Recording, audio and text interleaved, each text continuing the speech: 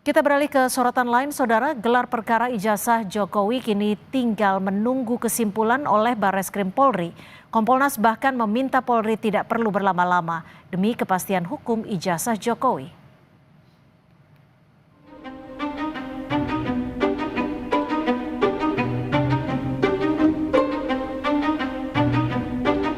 Pelaksanaan gelar perkara khusus ijazah Presiden ke-7 Jokowi dinilai Kompolnas dilakukan Barreskrim cukup rinci dan kredibel.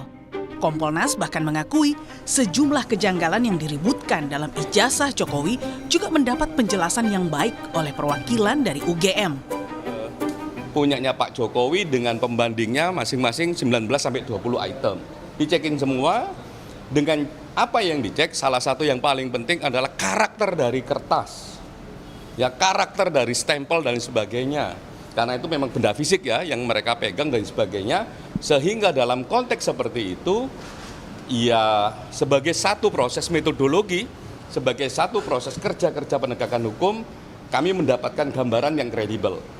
Termasuk juga ada perbedaan tata letak huruf di dalam ijazah. Nah, kami juga nanya tadi, ini gimana kok Anda dalam satu dokumen, ada beberapa dokumen tata letak hurufnya kok berbeda. Ada yang agak mepet dengan simbol UGM-nya, ada yang agak jauh gitu ya, A-nya. Wah, itu ada penjelasannya dan dijelaskan dengan cukup baik ya, dijelaskan dengan bukti cukup baik, dan menurut kami penjelasan itu masuk akal. Sebelumnya, penudik ijazah Jokowi Roy Suryo menyebut ijazah Jokowi tidak identik dengan dua ijazah pembanding alumni Fakultas Kehutanan UGM 1985 berdasarkan error level analysis, khususnya dalam penulisan sarjana di kertas ijazah. Ya, inilah yang kemudian nomor 1120 itu tidak match. Saya langsung saja ya, supaya nggak terlalu lama. Tidak match dengan 3 ijazah pembanding lainnya. Nah ini, jadi 3 ijazah pembanding ini transparan, semua ini ada. Dan semua tadi Ini 3 pembandingnya UGM semua? UGM semua, satu angkatan semua. Milik Fronojiwo, satu angkatan di Kehutanan. Sama, dan ini dikenal oleh Jokowi. Yang namanya Fronojiwo, Sri Murtiningsih, sama almarhum Hari Mulyono. Ini lihat betul. Jadi ini A-nya masuk ke dalam, ini A-nya masuk ke dalam, 1115, 1117. Nah yang 1120, ya ini bahasa saya tadi, mecotot keluar ya gitu. Jadi dia terlempar. Jadi ini artinya tidak identik. Namun, analisis digital berdasarkan ELA yang dilakukan Roy Suryo dinilai tidak valid. Pasalnya, uji fisik analog sebuah dokumen tak bisa dilakukan secara digital karena hasilnya pasti berbeda. Apa yang dilakukan oleh analisis yang dilakukan oleh ahli dari pihak penuduh gitu ya, itu sama sekali tidak berdasar. Misalnya ELA, ya, apa itu ELA? Error level analysis itu hanya bisa digunakan untuk mendeteksi tempering di file-file digital, ya, bukan ijazah fisik. Ya, jadi ketika misalnya ijazah fisik itu difoto, diupload ke internet gitu ya, kemudian dideteksi adanya tempering atau ada perubahan data di sana, itu tidak bisa dengan ELA karena dia tidak mendeteksi perubahan yang ada di dokumen fisiknya. Dia hanya bisa mendeteksi adanya tempering di dokumen-dokumen digitalnya. Kira-kira seperti itu. Kini keputusan untuk melanjutkan perkara ijazah Jokowi berada di tangan Barreskrim. Kompolnas pun mendesak agar Polri tak perlu berlama-lama mengumumkan kesimpulan gelar perkara. Hal ini demi kepastian hukum semua pihak. Kami mewanti-wanti dan berharap kesimpulan ini jangan terlalu lama untuk diumumkan. Tim Liputan Kompas TV.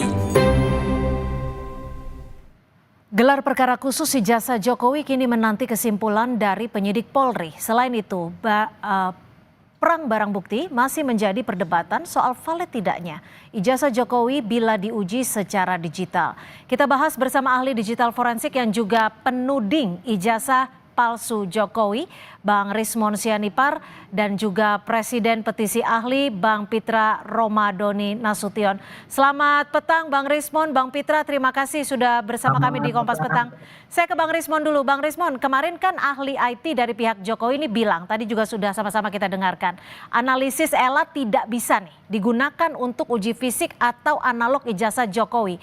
Selain itu Kompolnas juga akui bahwa materi pembanding ijazah Jokowi sangat detail dan juga lengkap. Bagaimana Anda mempertahankan hasil uji saintifik Anda, Bang Rismon? Apanya yang detail, Mbak? Jadi nggak ada yang ditampilkan apapun dalam gelar perkara khusus tersebut. Kalau memang yakin hasilnya, ya tampilkan aja analog, semua dokumen analog, dan UGM kenapa nggak hadir di gelar perkara khusus tersebut gitu loh. Bahkan Pak Joko Widodo, apanya yang detil, apanya yang precise, kan Pak Korul Anam nggak ahli di bidang itu. Bagaimana mungkin kesimpulan prematur dikatakan ini baik, ini begitu. Tidak ada satupun hal teknis, baik prosedur penelitian, prosedur forensik, maupun parameter-parameter output forensik yang dijelaskan oleh Dirtipidum. Mereka hanya menjelaskan seperti narasi di koran online begitu, nggak ada apa-apa. Bahkan versi fotokopi analog pun Dirtipidum itu tidak berani menampilkan kepada kami. Jangankan ijazah asli, yang analog saja, yang fotokopi saja, itu tidak berani ditampilkan oleh Dirtipidum. Oke. Apanya yang bisa meyakinkan? Kan kemarin terminologinya adalah gelar perkara khusus. Ya. Seolah-olah di sana dijelaskan kepada kami, itulah tujuan kami datang sebagai ahli. Bahwa ahli dari Dirtipidum menjelaskan kepada kami. Tetapi apa yang terjadi adalah tidak ada apapun. Tidak ada apapun. Bahkan kami yang menyajikan argumentasi ilmiah kami. Mulai dari Pak Roy Suryo, Bu Tifa, dan saya. Dan itu tidak ada bantahan. Apalagi terkait dengan kami analisa bukan hanya ELA. Jadi itu ELA itu cuma salah satu. Yang berikutnya adalah overlapping detection menggunakan local binary patterns. Ya, saya ke Bang Pitra. Ya. Bang Pitra, kemarin saat dialog dengan Mas Roy Suryo nih, ia menyebut bahwa Polri puas dengan hasil uji saintifik yang dipaparkan kemarin. Apakah Anda melihat ini bisa patahkan hasil uji lapor Polri yang sudah diumumkan 22 Mei lalu? Tapi dijawabnya usai jeda ya, tetap bersama kami di Kompas Petang.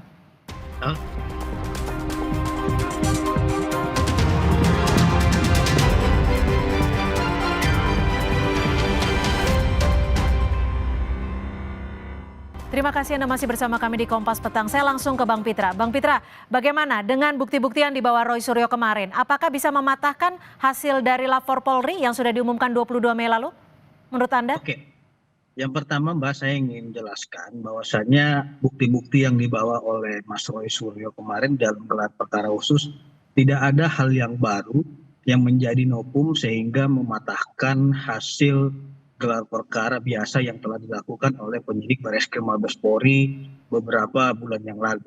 Nah, kita lihat bahwasanya yang dibawa oleh Mas Roy Suryo ke Bareskrim Mabes Polri itu sesuai dengan konferensi pers yang disampaikan di hadapan Bareskrim itu adalah data ELA, Error Level Analysis. Ya. Kalau data ELA itu bukanlah data untuk menguji fisik suatu hal barang bukti ataupun alat bukti. Akan tetapi itu hanyalah pengujian data elektronik.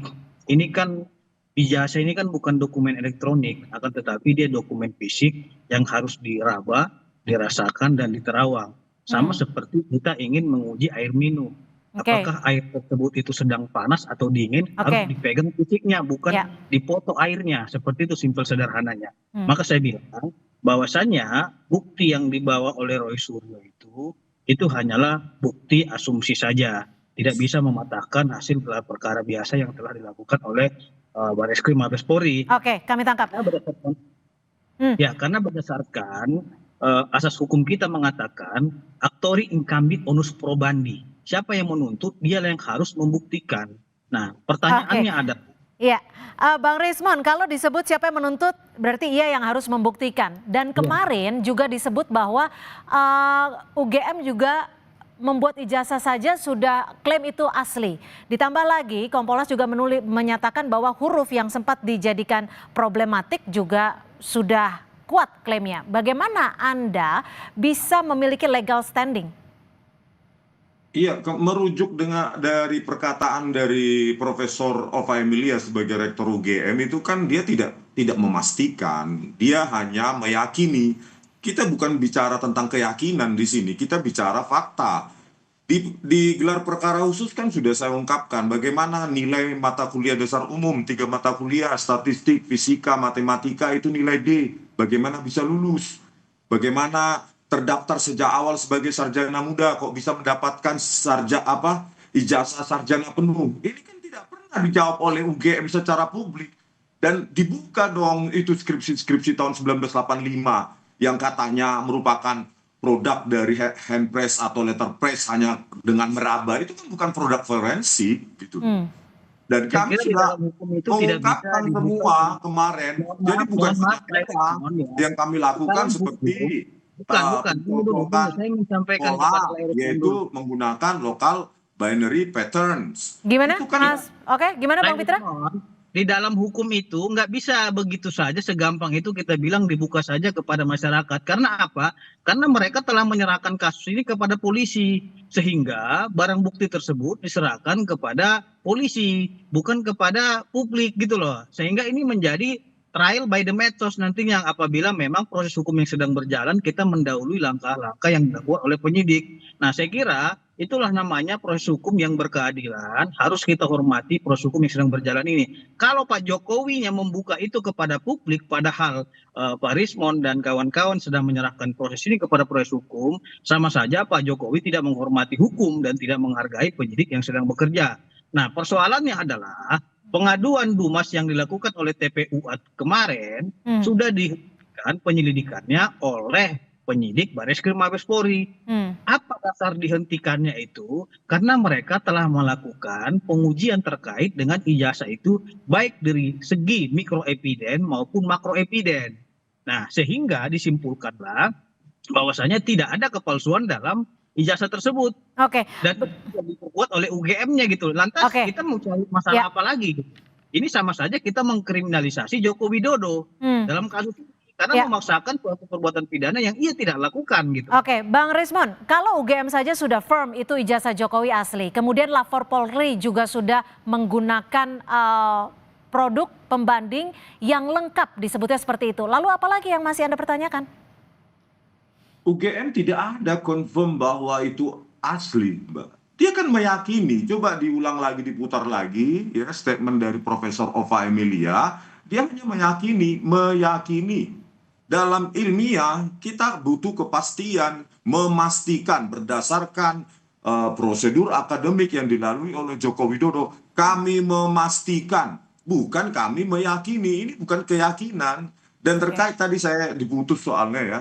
Jadi yang kami sajikan itu justru argumentasi ilmiah. Bukan hanya ada pencocokan citra, ya, pencocokan gambar, foto, ijazah yang ada di ijazah yang diupload oleh Dian Sandi Utama, belum lagi font identification berbasis AI bahwa itu fontnya tersebut adalah font Times New Roman yang ada sejak tahun 1992 versi digitalnya. Sementara bantahan yang kami dapatkan cuma dengan indera perasa, meraba lembar pengesahan skripsi tersebut, terus disimpulkan secara prematur adalah produk dari handpress atau letterpress. Dan itu tidak direkonstruksi. Baik, kalau gitu saat ini tinggal kita menunggu pernyataan dari Bareskrim terkait dengan kemarin yang sudah dilakukan gelar perkara khusus. Terima kasih. Sebelum ditutup, Mbak, sebelum ditutup saya mendapatkan informasi. Singkat saja, Bang Pitra. Ini informasinya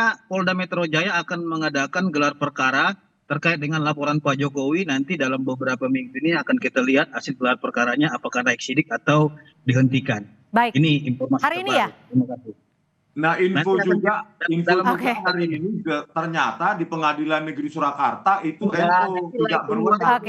Beberapa hari kapan ini jasa Pak Jokowi ditunjukkan ini kalau Pengadilan Negeri Surakarta itu. Baik, terima kasih. Kita nantikan nanti bersama-sama Bang Rismon, Bang Pitra. Terima kasih atas perspektifnya sore hari ini. Selamat sore.